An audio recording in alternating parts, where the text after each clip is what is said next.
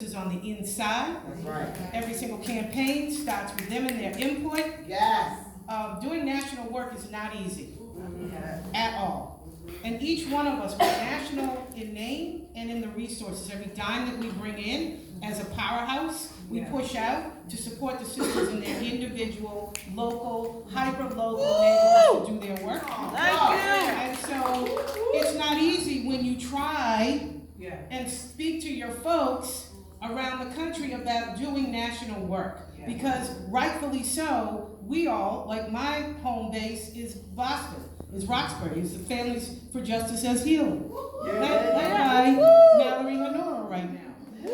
She's our ED. But when we try and talk about how in our organizing spaces we're going to do national work, I think it's not as easy to make that leap. It's a process. And we have worked on this for years now, like Participatory Defense has worked for years on this issue. Organizing on a national level is very, very different. And it's time consuming. And you're also obligated to make sure that our sisters inside are brought along in that process.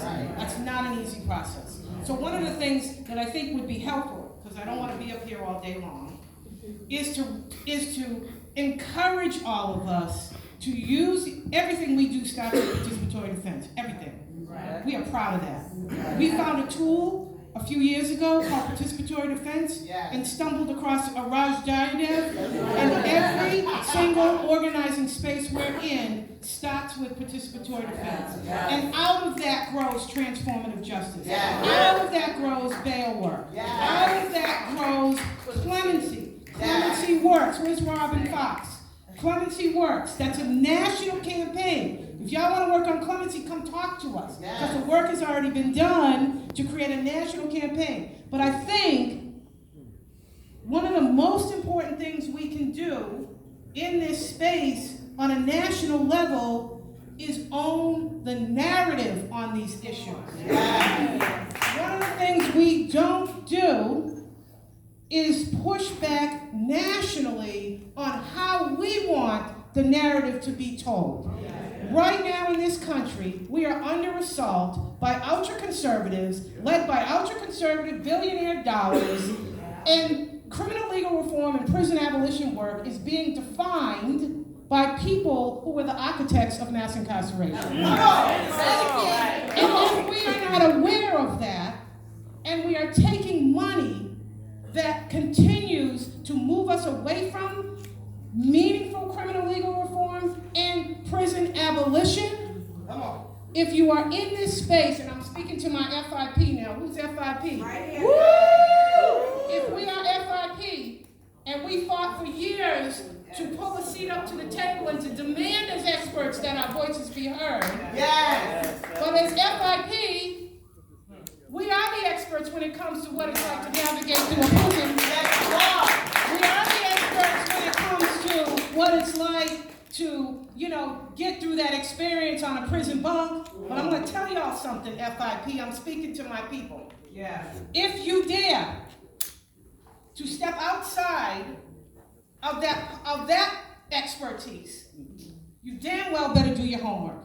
That's right. Do not fuck it up.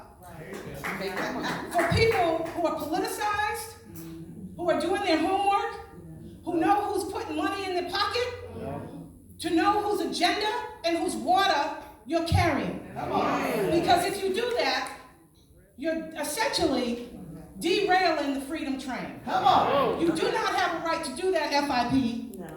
Educate yourselves.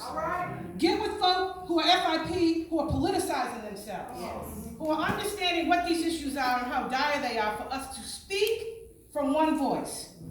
So as we build these national campaigns and add people into the ones that already exist that a lot of hard work is going into, learn, folk, read, understand the underlying agenda of people in the ecosystem of criminal legal reform and abolition work. Otherwise, you're harming us. So we can't come into this blindly. At the National Council, this is the work that we do. We are more than happy to help people before you jump on a campaign and join these bipartisan coalitions. Give it up, John.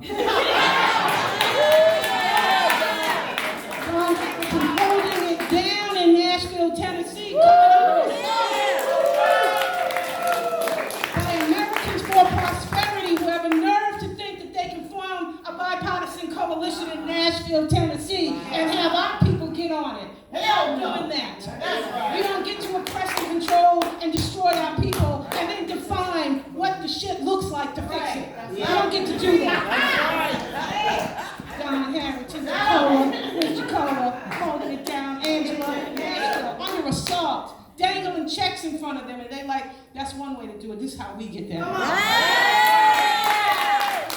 We have to know, people, as we step into this national arena, what the fight is on the national level. Yes. Okay? Educate yourselves, FIP. Don't come out here thinking, I'm FIP, I'm an expert. Right. Yeah, you are. Right. You are. But there's a whole base of work where you don't know shit unless you make a point, and an intentional point, of educating yourself. Yeah. Right. All right? Clemency, I'm going to shut up, Raj. The National State Clemency Awareness Campaign already happening, folks. Okay. If you want to get on it, come get with us. Yeah. Adoption Safe Family Act. Nothing was more destructive to black and brown women in this country but Clinton's Adoption Safe Family Act. Yeah. Destroyed our families, criminalized black and brown women across this country, stole our children from us. Bobby, where you at, Bobby? Right here. There you go, baby girl. Bobby, Tahiti, where you at? Tahiti Bain, our Director of Coalitions. The National Council, we don't have chapters, we have coalitions. That's right. And if you want to get down on a coalition that is dealing with the intersection of criminal, whatever the fuck they call it, and the adoption safe, and the child welfare system, you need to get with a national campaign that is already over 50 women met in Philadelphia over the summer. Women who were directly affected, formerly incarcerated, and they are also women who lost their children to the system.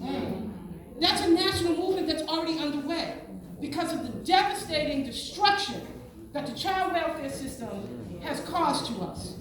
So it's hard work doing national work, people, because we got to carry the load in our individual hubs. We got to address the local work.